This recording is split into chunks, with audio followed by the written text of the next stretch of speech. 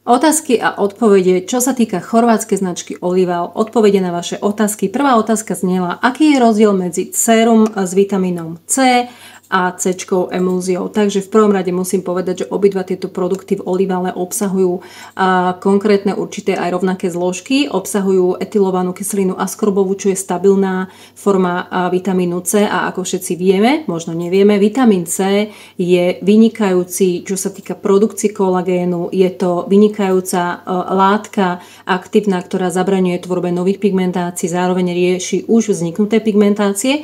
No a teda, čo sa týka samotného pleťového séra, tá konzistencia je ľahko viskozitá, to znamená, že sa podobá na klasické hyaluronové séra. Okrem iného obsahuje ešte aj ektoin, čo je výborná hydratačná zložka, a kyselinu ferulovú budú obsahovať naozaj obidva prípravky a to je úžasný antioxidant.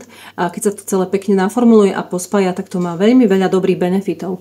Čo sa týka emulznej formy, emulzná forma je trošku iná ako to sérum. Je to takéto niečo. Tá farba je absolútne v poriadku, pretože tá farba súvisí s aktívnymi látkami, ktoré sú vo vnútri tejto emulzy.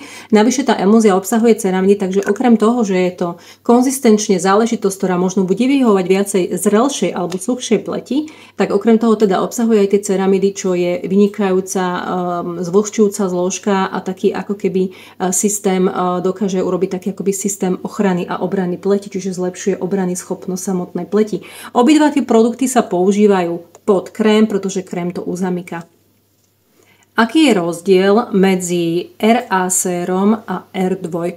Toto je tiež častá otázka, pretože možno neviete úplne, aký je medzi nimi rozdiel. Takže to jemnejšie sérum, alebo teda táto R2, obsahuje resveratrol, obsahuje retinol a hyaluronovú kyselinu. Ovšem ten retinol je tam veľmi jemná zložka, je tam retinylpalmitát a preto toto sérum považujem skôr ako také začiatočníčke, čo sa týka retinolu. Ide skôr o to, že je to výborné antioxidačné večerné sérum, používa sa len večer, pretože obsahuje silné antioxidanty plus kyselinu hyaluronovú a konzistenčne je táto R2 ľahko emulzná a je vhodná pre ženy, ktoré už chcú trebárs nejaký ten jemnejší anti-age efekt a keďže je plná antioxidantov, tak je to zároveň taký veľmi pekný booster pleti. Čo sa týka druhého séra, čiže RAčkového séra, toto je už úplne iná záležitosť, pretože obsahuje 0,1% retinaldehydu, čo je veľmi pekná retinolová zlúčenina. Obsahuje okrem toho astaxantín a ceramidový komplex, ktorý to celé zase veľmi pekne akoby zvlhčuje. Čiže ten produkt sa zo začiatku používa 2-3 krát do týždňa večer. Na druhý deň je nutné používať SPF, pretože tu sa naozaj bavíme o zložke, o retinaldehyde. No a celé sa to uzamyká samozrejme zase a opäť krémom. Čiže ak hľadáte silnejšiu záležitosť, tak určite RAčko. Keď hľadáte jemnú záležitosť a navyše viac antioxidantov, tak určite R2. Olival a používanie olejov alebo typy olejov, ktoré sa v olivale nachádzajú. V olivale nájdete dva typy olejov. Olej zo slamienkovej rady, tento výživný typ vhodný na takú akoby zrelšiu pokožku, hodne suchú pokožku. Je to klasický výživný olej na suchú pokožku. Používa sa vždy akoby posledný v rutine, to znamená napríklad vo večernej je to po kréme, v tej dennej rutine je to ešte pred použitím SPF-ka.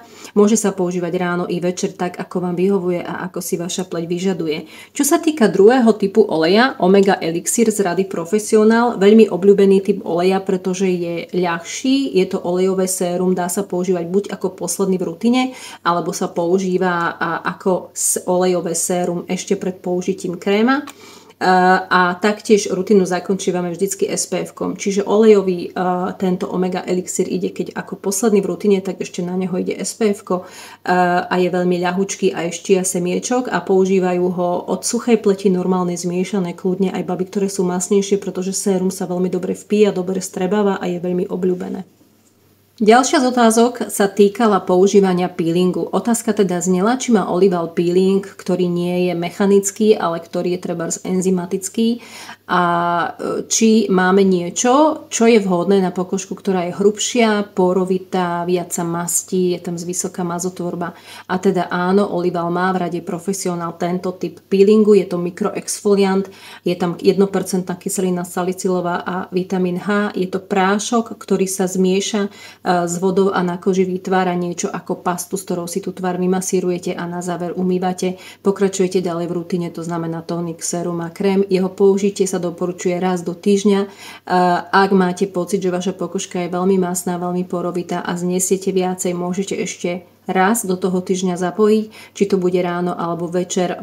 Je to typ peelingu, ktorý v žiadnom prípade tú pleť nejakým spôsobom nezačervenáva. Samozrejme, pokiaľ ste citlivejšie typy kože, hoď aj problematické, treba byť opatrnejší a skúšať na malej časti pokožky.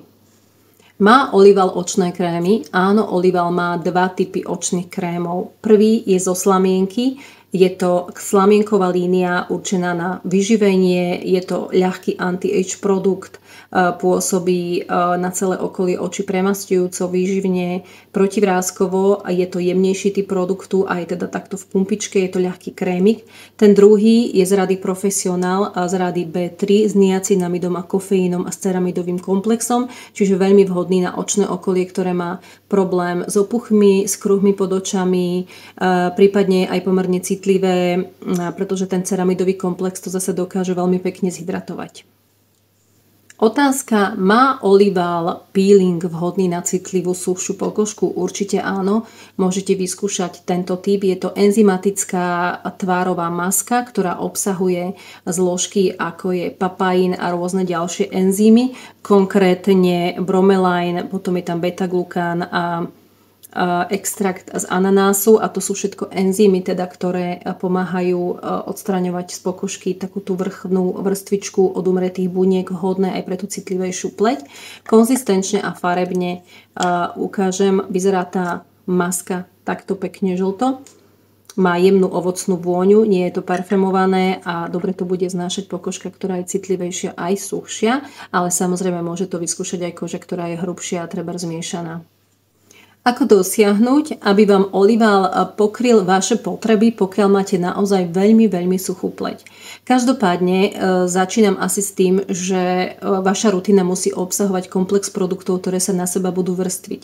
A práve toto vrstvenie zabezpečí to, že budete mať komfortný pocit, ktorý zakončíte na záver cez deň SPF-kom. Ale čo sa týka bežnej rutiny bez SPF-ka, by to každá rutina mala obsahovať sérum, krém a SPF-ko. Čo sa týka tých krémov, doporučujem napríklad peptidový krém alebo krém s vitamínom C a na záver to môžete celé zaobaliť omega elixír olejom, ktorý vám to pekne celé uzamkne, alebo výživným olejčekom zo slamienok, ktorý je zasa vhodnejší pre také naozaj veľmi suché plete, ktoré potrebujú aj taký ten anti-age efekt.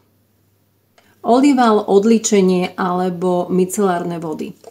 Olival má dve micelárne vody. Toto je slamienková micelárna voda vo veľkom 400 ml balení a táto druhá je zo zelenej kávy, z rady zo zelenej kávy. Obidve sú prírodného charakteru, to znamená, že obsahujú prírodné micely, čiže zložky, ktoré odličujú pleť od make-upu a mimo vodeodolného make-upu, mimo vodeodolný špirál, pretože v tomto prípade existuje ešte dvojfázový odličovať zo slamienkovej línie.